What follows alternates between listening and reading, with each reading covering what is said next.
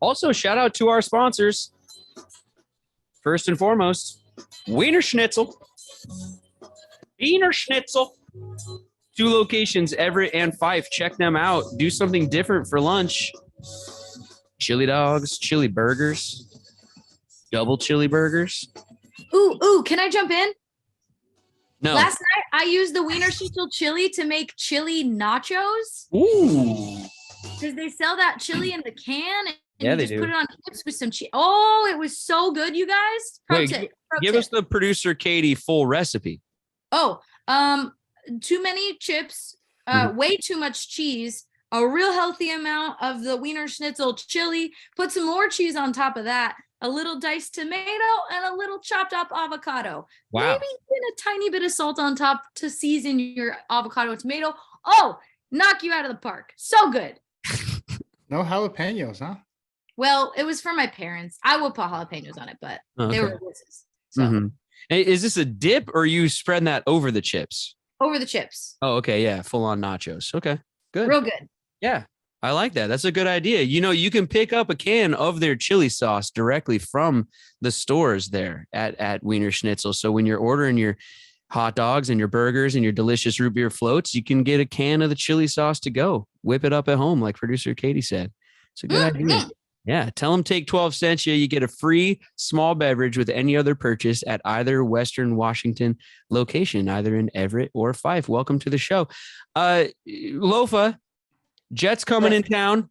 The Jets, they're coming into town, into Seattle, into Lumen, and they're bringing Mike White with them and his fractured ribs. It was a little up in the air who was going to play quarterback for them. They've announced it's going to be Mike White, at least to start the game, with Joe Flacco backing him up.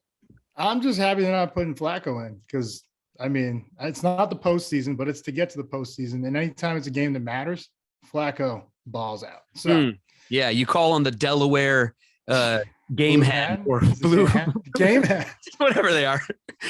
I knew it was something. I think it's the blue. Come on, I was close. Don't disrespect. Well, it's not the Atlantic 10 anymore. I don't even know what conference it is, actually. Back in the day, both of my conferences got changed. I was in the A10. Now it's something else. I don't know what it's called. When you were at Maine, did you take on the mighty Delaware Blue Hens? No, you didn't play everybody in the conference, and they were the one that we dropped that year. So I didn't get to play them. Would Flacco have been there?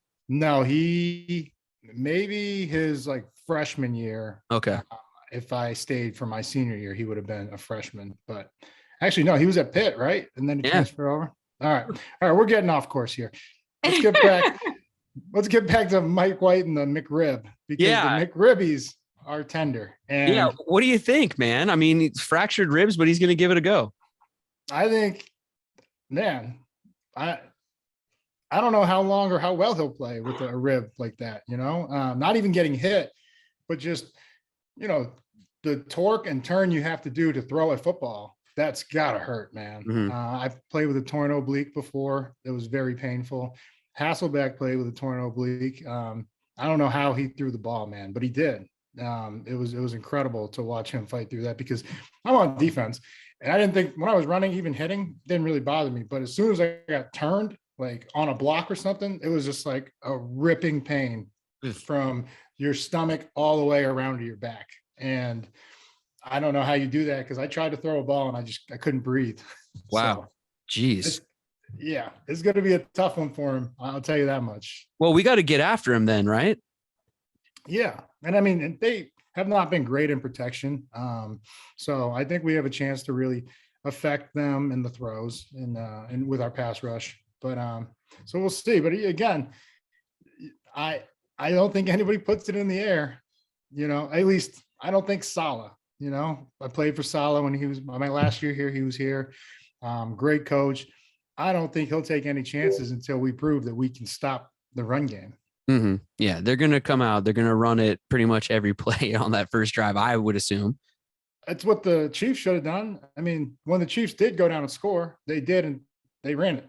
And then they came back the next series and just, started going 4 wides and throwing it. And they stalled. I hope we really did fix it because it, looked better last week, but I just don't think I don't think the Chiefs even gave it a chance. And so hopefully the Jets don't give it a chance. Well, I think the report on the Seahawks is out this season and would just run the ball. And so, yeah, that's what they're going to do. I clicked on the injury report for the Seahawks side of the ball at Seahawks.com. And for week 17, they have nothing listed.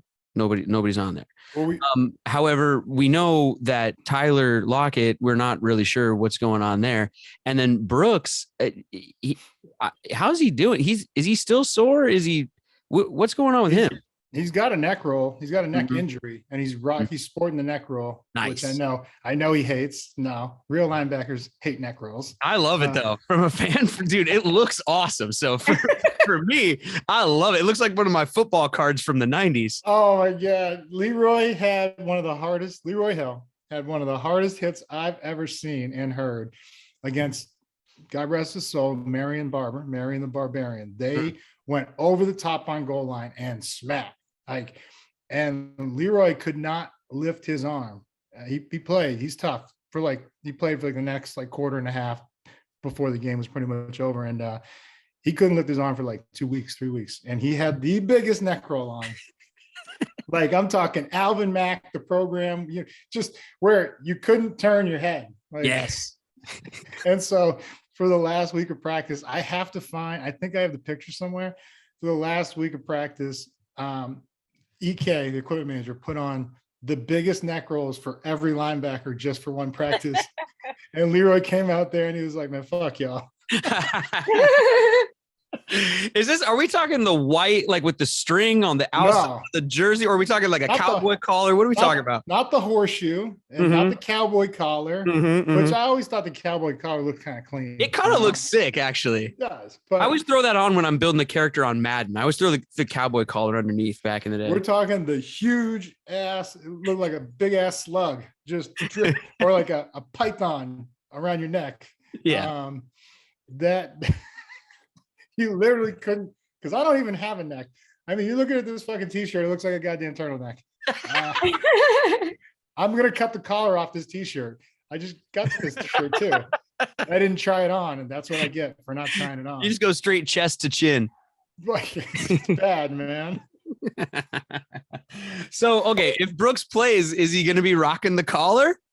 He had a small neck roll on last week, and I don't know. He still had something like 10 tackles. I mean, he was doing his thing. Yeah. So we'll see. But on the offensive side of the ball, though, we put Dissily on IR.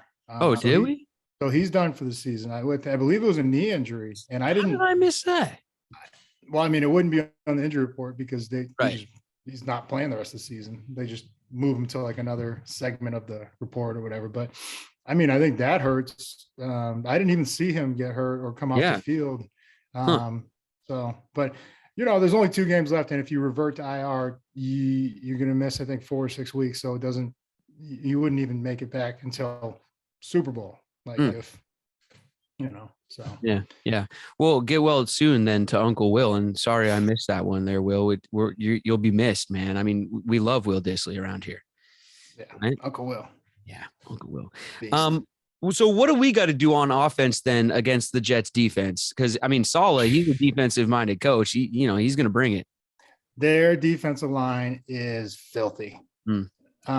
Just insane, man. Quentin Williams. You can't block him by yourself. You need, I would say, as crazy as it sounds, kind of like Aaron Donald treatment. You need the double team, and then if you do move up to the next level, have somebody else like a tight end or a fullback come in and hit him too. Because one-on-one, I watched him just forklift. I watched the game last week. I forget who they were playing, but he just picked up the guard who was 320 pounds and walked him back and then threw him on the ground and then grabbed the quarterback. And it was just an insane display of just savageness. I mean, good luck, boys. So, you got him. Well, CJ Mosley, got a lot of respect for him. He's put up some great numbers over his years at Baltimore. And then I think he's pretty underrated. Even he did make the Pro Bowl this year, but he hasn't gotten enough praise for what he does in terms of making plays and then lining people up.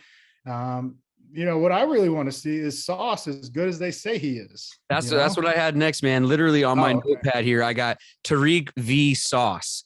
It's not like they're going head to head, of course, but these are the two front runners for Rookie of the Year for sure on the defensive side, maybe even Defensive Player of the Year. And people want to, kind of watch them in the same game. I'm really looking forward to this. I got a gripe with the Rookie of the Year nonsense. Okay. And not because, I didn't win it. I actually didn't think I deserved it. I thought Odell Thurman deserved it, linebacker from Georgia, our rookie year. But it always goes to the higher pick. So don't be surprised, Seahawk fans, when they give it to Sauce, even though Tariq outplayed him. Because, look at the numbers, dude. It's just, it's insane. And, for a first rounder, I expect for you to make the Pro Bowl. Like, you're one of the 30 best guys out of the draft. Like, everybody wanted you. So I don't care where you go, you should show up and show out. But for Tariq Woolen to do what he's doing, he's a 5th round pick, only played DB 1 year. The future is insanely scary for the rest of the league having to go against him, because he's only going to get better once he figures this thing out. He's just out there playing. Yeah. Well, and not just the numbers, but just check the tape. And you don't really have to tell Seahawk fans, of course. We all love Tariq. How about that play last week that we didn't even really talk about on the show, but that play last week where it looks like he's beat. You almost want to say like where he got beat, but then he made it up. It's like, I don't even know if he is beat. It's maybe just part of his plan now. I watched him do it live in Germany, I think on the field was one of those plays like that, where he just takes those 3 steps and gets there while the receiver's taking 7 steps. Germany, the Chargers, the Rams. He does it whenever he wants to. San Fran, and it's just a lot of them. It's like if he does it a little sooner, which it will, he'll start to recognize it. Those are all interceptions. And now we're talking, I just listed off 4 or 5 games. So he's up now we're sitting at 11 because he's going to catch the other ones. But, and there were several times where he gave a lot of respect to a speedy receiver, and then he stopped because they shortened their route, and he ran over and he just reached around and poked it out, without hitting the guy. So you didn't want to sacrifice, pass interference. But it's just after that, he's like, man, I actually had time to get in front and get 2 hands on the football and go. And so those are all things that are going to slow down. I remember from my first year to my second year, but then I remember from my first year to my second year, the opportunities were few and far between because they're not going to throw your way anymore. Right. The tape is out on you. Yeah. Like, hey, watch out for that guy. Right. Yeah. No, it's gonna be fun to watch. So Sauce though going against our receivers, and then I touched on it there, Tyler Lockett. But if Tyler doesn't go, we all know what a huge loss that is for us. Yeah. That's just he's just automatic, man. Lock it up because he's got it. Let's go. We need him. He's a tough guy. I expect Tyler to be out there. Yeah, I know. You need all of your digits to catch a football, usually. All right. There's guys always practicing these one-hand catches, but I just wonder about what kind of damage, is there any nerve or, because now we're talking about if you can't feel your hand, how are you going to be one of the best receivers in the NFL going forward? So I would hate, he has a lot of good years in front of him still. Yeah. I would hate to see him come back too early, but I know he's a competitor and wants to play and risk future. And I'm just talking from my own standpoint too. No, I hear you. I don't want to risk anything. I just think like if he's out there and even if he's just able to be sort of on the field and take some of the attention away from some of the other guys, or, just, you know what I mean? Like you need him out there. You need him in uniform, at least, I hope. These last 2 games, man, we need these 2 games if we're going to get into the playoffs. I know that you agree with me because we've talked off microphone that if they can just get into the playoffs, this team. They're a dangerous team. I mean, any team. It's any given Sunday in the NFL, obviously, but especially our Seahawks. We want to see them get in, and and they need these last 2 games to do it, and they're going to need everybody. Hopefully, Tyler can be there. Obviously, I don't want him to risk what you're talking about, but to your point, I don't think anybody that gets in is really a threat. In terms of making the playoffs, but I think this team in particular, one that, other than week 2 against San Fran, like we were just out of that game from the beginning. There, it was already at halftime, I think down 2 or 3 scores. Other than that, there's only been 1 or 2 games, last week being one of them, where it's been 2 scores. And like by 2 scores, it's like, 10 points, like not 2 touchdowns. We haven't gotten blown out. There's a lot of other teams that are potentially, like even the Lions, like they're a dangerous team, but I don't know. Like, I don't know if they really do damage if they make it. It's just, I think they really kind of got exposed. Yeah, they gave up 200 yards in the first half rushing. We didn't talk about that. That's scary. I mean, if that happened to me and I'm out there, I'm like, Coach, can we just put all 11 men at the line of scrimmage? And just shoot the gap. Like, I don't know what else to do, man. 200 in the first half. Yeah, man, giving up 200 a game. Frank Gore went for 200 on us, but at least he's a Hall of Famer. I don't even know the other running backs that just went for 200. Well, we've talked about this whole season though, like just sort of the fundamentals or whatever you want to call it, like across the NFL has been just sort of wacky. Like week to week, you never really know what you're going to get. I mean, look at what we're talking about with these quarterbacks around the league. You look at each team. I mean, how many? I haven't seen ESPN or anybody put up any numbers yet, but like this season, I would assume has to have one of the highest numbers of different starting quarterbacks across the league. Yeah, just like for each team. I mean, just like Carson Wentz is starting again for the Commanders this weekend. Like what? I forgot he was still on the team at this point. Like I thought they had already moved on from him. Bro, it's Nick Foles came out of nowhere. Right. Yeah. To play for the Colts last week. That's what I mean. What is going on in the NFL? And before that, it was Matt Ryan. Yeah. And then even the Jets, they had Wilson, Streveler was the one that came in. Streveler. Yeah. He came in. I really couldn't believe that they didn't put Flacco in because, I mean, he's got the experience. But yeah. And then where's the other one? There's another one that's not thinking about. You good? What's up, partner? Sorry, can you hear that? I can now. Yeah, there's some like alarm going off in my parents' house. Hold on a second. Do you have to go check that out? Hold on a second. Hold on. Hold tight. Oh my God, is he dying? I don't know. And he's got his like Wiener Schnitzel screen up, so we can't see anything, folks. I know.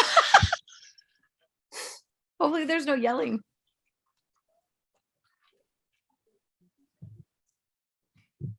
All right, we'll cut this part out. Yeah. Hopefully he's okay. I know, right? He's like, do you hear that? Yeah. Is that a fire alarm? Is everything okay? Oh, he's laughing. Whoa. Smoke detector going off, but it's like an old school one. So it's hardwired in, no battery to pull out. Oh, cut the wire. Old school, like smoke detector going on, man. Oh, man. Okay. Crisis averted. Everything's fine. I'm like, you guys cooking something? All right. Sorry. Where were we? QBs and how many have played New England. You had Bailey Zappi coming in for Mac Jones. Yeah. And who else? Miami. Tua's not going to make it again this week but Teddy Bridgewater is his back. He's pretty good. I like Teddy. Yeah. Where else? Denver. I think 2 or 3 different guys to start over there, right? Yeah. San Francisco. What about, okay, this is the point I had. So Dallas lost Dak for a while. So San Fran, right? The Jets and Denver. Like when you think about it, like they all had guys that they wanted to be the guy. The one I think about in particular is like, what happens if San Fran runs the table and wins it all with Brock Purdy? You paid Jimmy G probably over $100 million by now, and then brought him back. You drafted Trey Drafted Trey Lance. Yeah. High. Mm-hmm. like, high in the first round. And now Mr. Irrelevant just won the Super Bowl. What do you do? Yeah. I don't know, because meanwhile, like, Russ is getting the contract like Russ got. Other, there's the high priced quarterbacks also, but then like you said, like a guy like Purdy can come in. What does that mean for the sort of paradigm around the NFL? I mean, I don't really know. This is more quarterbacks than I've ever seen. When we were younger, you could pretty much just write down who played quarterback for each team, and barring injury, it would be that way all season, no matter what, really. I mean, unless it was some really poor play, you know what I mean? It goes back to what I said. It's an overrated position. That was the point I had. Nice. And that's why I really want, if we don't win it, and it pains me to see anybody in the NFC West win it, but if the 49ers do with Brock Purdy, I mean. Yeah. I don't really know what that means. Everybody check it out. They took a 7th rounder. Yeah. Much like Tom Brady was a 6th rounder. Mm-hmm. Mm-hmm. But wouldn't that mean, would you give a little nod though to the system on that one also, like including with Tom Brady? Absolutely. Mm-hmm. Absolutely. But kind of what Belichick and them did back in New England was, it was everybody around Tom for a while. He played well. He played clutch, Right. Of course. Like he really wasn't making a ton of Pro Bowls or even up for MVP talk in that first dynasty, which most quarterbacks, if you're the quarterback, you're getting mentioned for those. And I don't think he won one until year 4 or 5, something like that, after his like 3rd Super Bowl. But, then when they started to pay him, they started to put more on his plate, like calling out protections, setting the line, just becoming the leader of the team, not just the offense, but the team. And so, and you listen to all those other Patriots, there's, Tom, his work ethic. And, that's what pushed them all to be better at their craft, but yeah, they built a system around him, and then he became the system.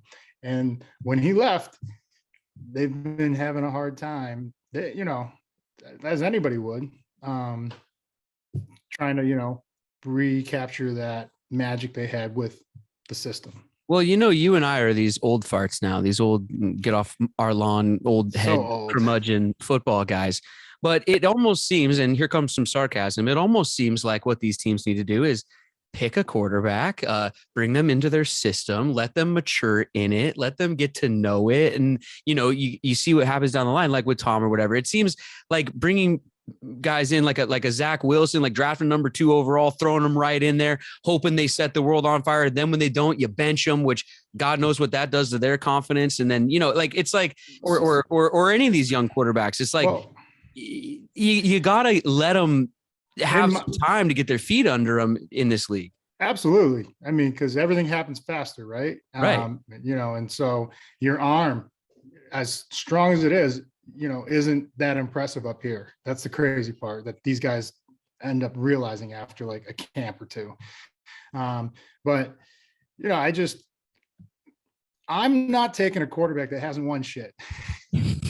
You better have won your conference, up for the Heisman, just one of the most competitive ball players I've ever seen. Mm-hmm. If I'm going to take you in the first round, if you didn't win anything, I was going to go because like Lamar Jackson, I would have taken Lamar just because of the competitor he is. And, I would have built around him kind of like the Ravens have. They've had a solid defense for most of his years, but if you haven't won shit, no offense, Zach Wilson, BYU, I never heard of you. Right. I watch a lot of football, and like this, they're like, oh, he's going to be the number 1 overall pick. I was like, did they go to the playoffs at BYU or something? Did they win their conference even? Maybe, but like, no. Todd McShay and Kuiper have deemed it, so then therefore it is. But see, that's the problem. Like Jalen Hurts, I would have taken him first round. Absolutely. I've always said he has the skill set, competitiveness. He had one bad half and they made a switch, and the other kid had one good half, and we're talking about 2, of course. But what I'm saying is, like, show me someone that's won. Like, No, I hear you. and because hear you. Well, they were talking about on you. I'm not counting on you to get to the toughest level of competition and become a winner. Like, you better be a winner. Yeah, no, I hear what you're saying. I mean, well, they're talking about Purdy, in the game against us, the commentators were talking about how at Iowa State, he came in as a program, Iowa State is a program that, not exactly your football powerhouse perennially or anything like that, but like he wanted to, change the culture and be there and he did by the time he left. He was there forever. And, he helped turn that thing into a program that they could be, hang their hat on there in the Midwest. Yeah. And so that kind of shows me just a lot about the kind of guy he is. And like what you're saying, like the kind of immeasurables or things that you can't really measure, like at the combine, things like that. Yeah. So bring a guy like that in and have him do what you want him to do, good things can happen. Yeah. And he waited his turn over there. He was the starter for 4 years. He was a backup for a couple of years. And then he took over for, I think it was like last 2, and he played well. He had them in some big games, won some big games. And and don't tell Seneca Wallace that Iowa State isn't a big time program. I said perennially a big time program. Okay. When Seneca was there, hey, listen, I still go back and watch those highlights of him as a Cyclone. The run. It's amazing. Yeah. Come on now. I'm the greatest athlete. We got to get Seneca on this show. I want to get Seneca on here sometime. I could have until, Oh, you just messed it up. Don't send him that tape then. Okay. We'll edit that out. Last thing I have here on my list, just because it's a big subject right now around the league is the sort of player safety type issues that are going on. I mean, I know you got the back of all the players being one yourself, and with Tua, you mentioned Tua, he people are showing the tape where his head whipped into the turf again, but then he stayed in for a while. He threw the 3 picks at the end, people questioning whether he should have even been in there. That's the Dolphins again. And sort of the concussion protocol. We know what happened with them earlier in the season. Then you have on the other side of that though, then you got, did you see the Chargers game that hit where Derwin got thrown out, but like, should he have? It was the shoulder. He was knocked out anyways. But back in your day, that might just be a flag, or it might not even be anything. Yeah, it was not a flag. No. So when you're watching games, because I'm just watching them from a fan perspective, but you're a former player, like when you're watching the games and you're seeing this kind of stuff, because you have the juxtaposition between Tua and the sort of the head injury and staying in the game, but then you have the other one, which is the bang bang hit in real time. They throw him out. I mean, what are you thinking when you're sitting on your couch watching all this stuff? I thought something was wrong with Tua. Tua was on fire in the first half before that happened. And then all of a sudden, like every pass started to float or like just not go where he was intending to go with the ball. Mm-hmm. And I was like, what happened? And so I didn't like when the hit, it's just like the comparison of the 2 halves is what I was looking at. I wasn't actually like, I didn't see the whole game. I was on red zone, but I was just like, how do you, go from being like 7 of 9, 200 yards to 3 picks in the second half? It's something that they didn't really mention during the game. Like the tape of the hit and sort of him and his head hitting the ground kind of came out afterwards. And people were saying, is this why the second half went the way that it went? And should he have been pulled out? I mean, I guess what I'm asking you is like, something happened there. There was a failure there in the sort of the independent, because now they have the independent when he comes to the all that kind of stuff. I mean, I know, but I saw the hit. It looked like he got up pretty quickly under control. Whereas the other one we're talking about, Derwin and the receiver, they were both melted. They were just, falling down as they were getting up. Like, get down, get up, fall down. Like they were just out on their feet. Yeah. But with Tua, it's like you come to the sideline, man. Coach is going over checks and everything, and like, your player. You should at least. Like, are his eyes wandering? Does he know where he is? Does he actually, there with you when you're going over the play on the iPad? And so I don't know. I'm not going to fault anybody, and none of us want to be told we can't play, right? Especially when they're heat of the battle. You don't want to let your brothers down. No, I know. But somebody's got to be there to kind of save you from yourself sometime, and that's what that independent person is supposed to be there for. I didn't see anything on Tua's play that looked like, oh, he's out on his feet. Right. Derwin, I said it from my couch. I go, Derwin's knocked out, and so is the other guy's might be dead, but Derwin's knocked out. Yeah, That's no, I how know. vicious that fucking hit was. That was wild, dude. Yeah. Now, I don't know what you do about it, man. Like you're kidding yourself. I'm talking about the NFL. If you think you can make this a safe game, you can make it safer. It will never be safe. Does that make sense? Yeah. Yeah. Okay. I hear you. That's just, I mean, I just feel like I'm taking fucking crazy pills, like trying to like. Yeah. No, I know. But I'm right with you in that I don't know what needs to be done about it either, because we go from, in my fandom with the NFL, you go from years ago, they'd have a jacked up segment on Monday Night Countdown where you're jumping off your couch because of the big hits. Now, every time there's a big hit, I'm just looking for a flag, or I'm even on my couch going, oh, that was too much. Oh no. Is that going to affect the game? Yeah. So it's just, yeah, I don't know. I mean, I don't know what to do. I mean, I guess I could ask you to put on your commissioner Lofa hat, like what how you would actually handle these things. Like, I mean, I don't even know. Like, it's gotten so out of control in terms of like, it's a judgment call by the official, and everybody has a different perspective and also a different angle of where they see it from. They don't have the luxury of being on their couch with like 10 different camera angles. They saw it from this angle, and like, and then of course that you could hear that thing through echo through the stadium. Like, so I feel like even when someone their shoulder hits and then it goes up towards the helmet and still a loud crack, a flag gets thrown anyways. Just like, I heard that, I gotta throw a flag. Right. So I don't know what you do. Like, football is a brutal sport, and like, we know what we signed up for now, because there is, science and evidence and all the, stats behind it. And, it is what it is, man. Well, how do you feel as a defensive guy that the flag is always thrown on the defensive player when sometimes the offensive guys are the ones lowering their head? Yeah. Thank God they got rid of some of the horrible stuff they used to do. Like, they would run a 300-pound lineman, which, based on physics and numbers, should just kick my ass. But at one point I was actually quick and strong.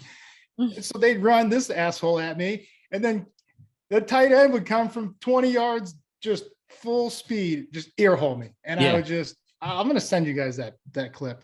And like, that was a legal play my entire career. Wow. And like, now they've finally outruled, you can't go towards your goal line outside in. You has to be inside out. Like, so like, because you're in the middle of the field, shit's coming from everywhere. Right. Yeah. But now it can only come from, like, if I'm going towards this sideline, it can only come from inside of, the field. Yeah. So what about in that one-on-one tackle situation though? Like running back versus linebacker, if the running back goes to lower first, should they be throwing a flag on the offensive guy? No, man. I mean, the defenseless defender? What are we talking about? I don't know. Like, that's what I'm saying. Like, I'm just watching Twitter, man, and I'm seeing ex-players and defensive guys going like, it's not fair because it always gets thrown on the defensive side. And it does suck, because I've seen a lot of these running backs put their head down and they said, well, that's targeting, right? Well, no, they're just trying to protect themselves. And your target, it's tough, man. Like, because a guy would rather have you hit him in the head, as messed up as this sounds, then take their ACL out. Because, concussion, I mean, those are the worst injuries I went through. Trust me, out of all the 10 surgeries, concussions were the worst. But I thank God I didn't have an ACL, because then that's 8 to 10 months, and it could be my career, because I was not a fast guy, And so, players think about that. They don't want to take someone's legs out, and they don't want to cause brain damage. But right. It's like, it's the game you're playing. What sport are we playing? Yeah. What are we playing? Yeah, no, I know. I hear you, man. It's an issue that I don't know. We don't know what the solution is, and I don't even know if they do, but it's one that's ever evolving, and we'll have to keep watching it. We got to get to our score prediction challenge. We're a little overtime on this episode, but the score prediction challenge from Simply Seattle. No, it's I'm the one keep asking you questions. I think it's interesting, and I love getting your perspective on it as a former player. So Thanks for sharing that with us. Simply Seattle, everybody. Score prediction challenge time. You guys can predict the score on our social media. It's at Take 12 Pod. Let us know what you think the final score is going to be. Whoever gets closest, we throw your names in a hat and we'll pull one out. You get a $25 gift card. If someone nails it, they get a $50 gift card to Simply Seattle. But as Lofa and I were talking about last episode, I think next year we're going to have to up this prize because no one's ever nailed it right on. Lofa, what do you think? What if you were entering our score prediction? I had a cough. I was fighting a cough. There it comes. Lofa, if you were going to enter our score prediction challenge, what would you say? 26-20 Hawks. Perfect. Confident, fast. Yeah, I feel it. No Just messing around. No. He's feeling it. I like it. Okay. Then I'm going to Price is Right you. 27-20 Hawks. Okay. Well, I hope they miss that extra point. Oh man. Simply Seattle, everybody. Go to shop.simplyseattle.com for all of your sports apparel needs. That's it for us, Lofa, unless you got anything else. I do have something else. Give it to us. All those surgeries, 15 concussions, and cannabis and CBD has saved my life. So check it out. That is a whole subject for a different day because, man, especially with all of the, like you just said, research and science coming out about all of that stuff. And the NFL always is trying to, well, no, they're not always trying to innovate with the latest and the greatest. They need to. That's what they need to do. I mean, just saying. Mm-hmm. It's in the best health of my life at 40. Zone in CBD, everybody.